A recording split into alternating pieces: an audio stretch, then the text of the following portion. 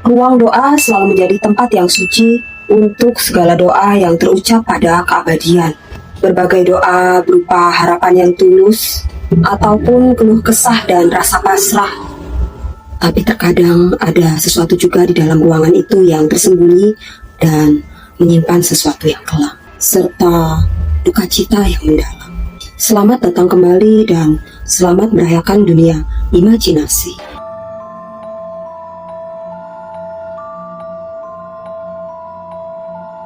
Malam ini ku ajak kalian untuk menghayati sunyi yang tak pernah padam di dalam ruang doa yang suram.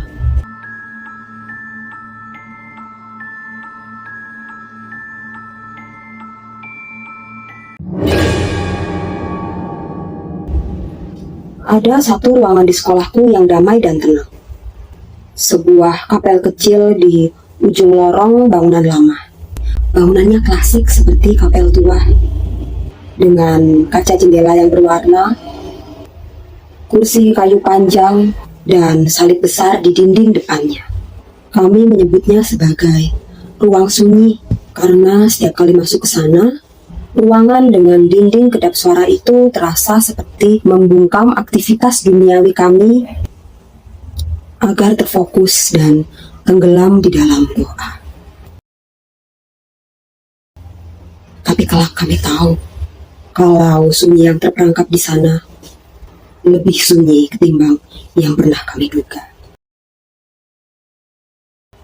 Aku Clarissa, aku siswi kelas 2 SMA. Dan ini cerita tentang satu kursi kosong di ruang doa itu yang seharusnya tetap kosong. Setiap pagi sebelum pelajaran dimulai, aku selalu mampir di kapel itu.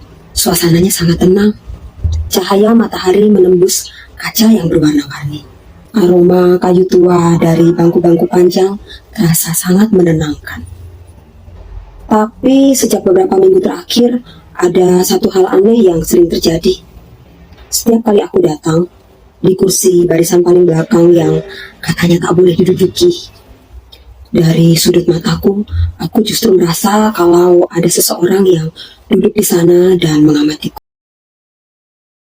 Aku baru ingat kalau Pak Herman, si penjaga sekolah, beliau pernah bilang, kalau kamu lagi berdoa di sana, jangan pernah duduk di kursi pojok belakang paling kanan. Kursi itu milik seseorang. Aku tanya, siapa yang dia maksud? Tapi beliau cuma menunduk sambil berbisik pelan.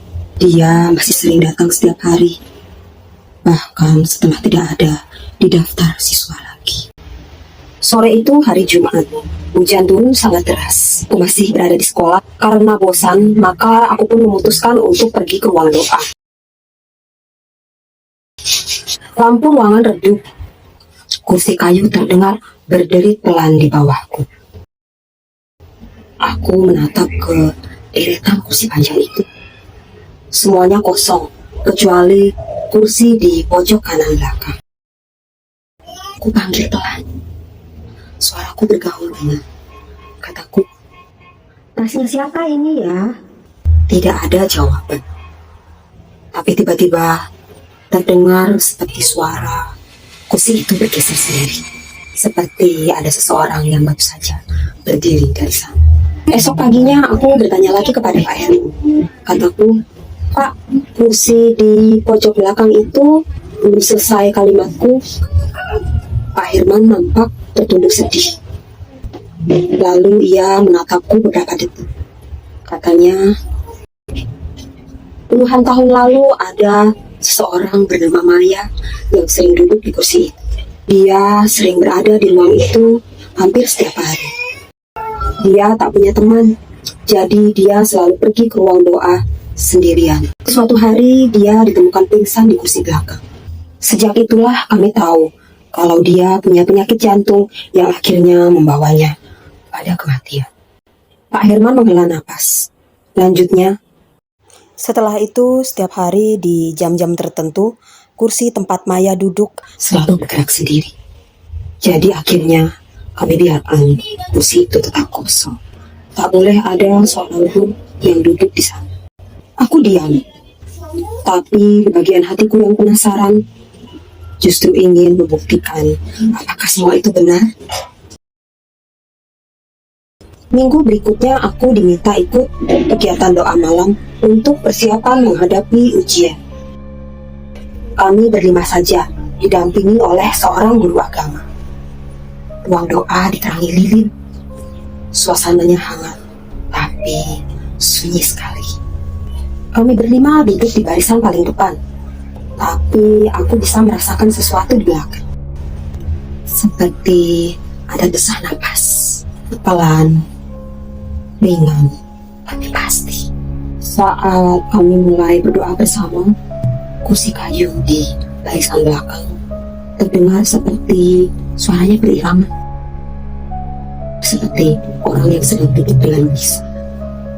Guru kami menoleh ke arah tersebut, lalu langsung menutup doa dengan cepat. Wajahnya terlihat sangat pucat. Saat kami keluar, beliau yang sedang mengunci pintu terdengar berbisik, "Ya Tuhan, dia masih di sana." Keesokan paginya, aku datang lebih awal daripada biasanya dan langsung menuju ke ruang doa. Ruangan itu masih kosong, tapi di kursi belakang ada setangkai bunga putih kecil, tergeletak begitu saja. Aku nggak tahu siapa yang meletakkannya. Aku pun mendekat perlahan dan duduk di satu kursi yang ada di depan kursi tersebut.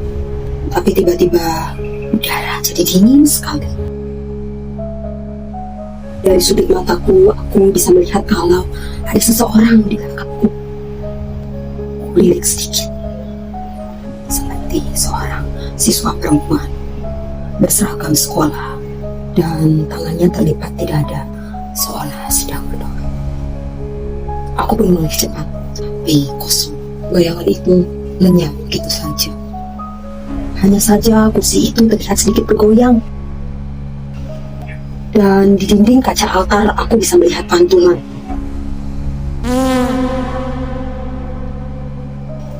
Aku pun menyaris dari ketakutan dan segera berlari meninggalkan ruangan itu sejauh-jauhnya. Malam harinya aku bermimpi aneh, meskipun sebenarnya aku gak bisa memastikan apa mimpi ini karena aku yang ketakutan atau karena memang ada. Di dalam mimpiku, seperti biasa, aku sedang berdoa sendirian di dalam ruang doa. Tapi tiba-tiba ada seorang anak gadis yang mendekatiku. Ia memandangku dengan matanya yang lembut, lalu berkata pelan, "Terima kasih sudah mau duduk di depan kursiku.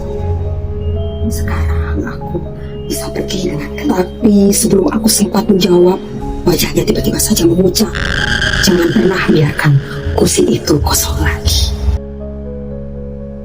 Aku pun terbangun dengan tubuh gemetar.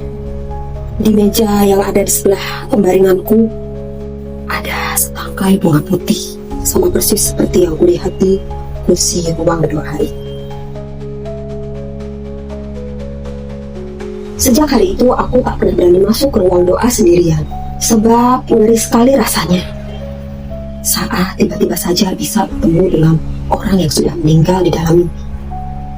Padahal di kehidupan nyata, orang tersebut sama sekali belum pernah aku kenal dan bahkan tak pernah kutemui selama aku hidup. Hanya saja setiap kali aku melewati lorong yang ada di depan ruang doa itu, aku selalu melirik sekilas ke dalam. Kursi di pojok kanan belakang itu terlihat tetap kosong meskipun sedang ada kegiatan doa dengan banyak orang di dalamnya. Tapi kadang di pagi atau sore hari saat ruangan itu sunyi, aku bisa melihat bayangan seseorang yang duduk di sana. Mungkin yang berdoa di tempat suci tidak selalu manusia, karena beberapa doa tak pernah terhenti meskipun pemiliknya sudah berhenti bernapas. Apa kamu pernah bertemu dengan seseorang yang sudah meninggal di dalam mimpi? Atau kamu pernah bertemu dengan arwah itu di dalam ruang doa yang sunyi? Ceritakan pengalamanmu di kolom komentar. Sampai jumpa di video-video lainnya dan selamat merayakan dunia imajinasi.